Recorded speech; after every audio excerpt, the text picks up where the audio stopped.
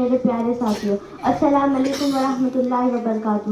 میں جشن یوم جمہوریہ کے اس موقع پر چند باتیں آپ کے سامنے عرض کرنا چاہتی ہوں۔ آپ سب بہتر واقف ہے کہ ہم سب یہاں جشن یوم جمہوریہ منانے کے لیے جمع ہوئے ہیں، لہٰذا یہ جشن ہندوستان کی تاریخ میں 1950 سے بڑی دھوم دھام سے منایا جا رہا ہے۔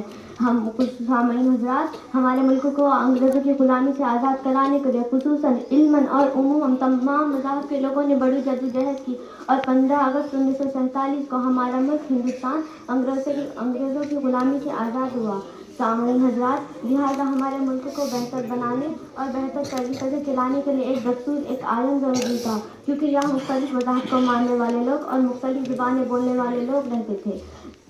لہٰذا ہمارے مسلمان رہنماؤں کی قیادت اور ڈاکٹر بھیم راؤ امبیڈکر کی صدارت میں 2 سال 11 مہینے اور 15 دن میں ہمارے ملک کا آئین تیار ہوا اور 26 جنوری 1950 کو اسے ہمارے ملک میں نافذ کیا گیا۔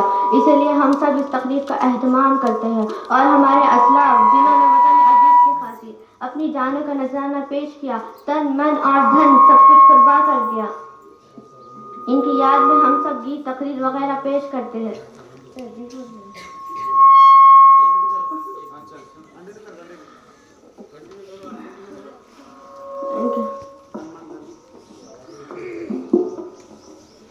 لہٰذا ہمارا فرض بنتا ہے کہ ہم سب ان قربانی کو ضائع نہ کریں اور ہم سب عہد کریں کہ اپنے ملک کو، اپنے آپ کو اس مقام تک لے جائیں جہاں ملک کی ترقی کے ساتھ ساتھ ہمارے ملک کا نام بھی روشن ہو، اور ہم سب عہد کریں کہ اپنے ملک کو رشوت خوری اور تمام بری عادتوں سے پاک و صاف رکھے۔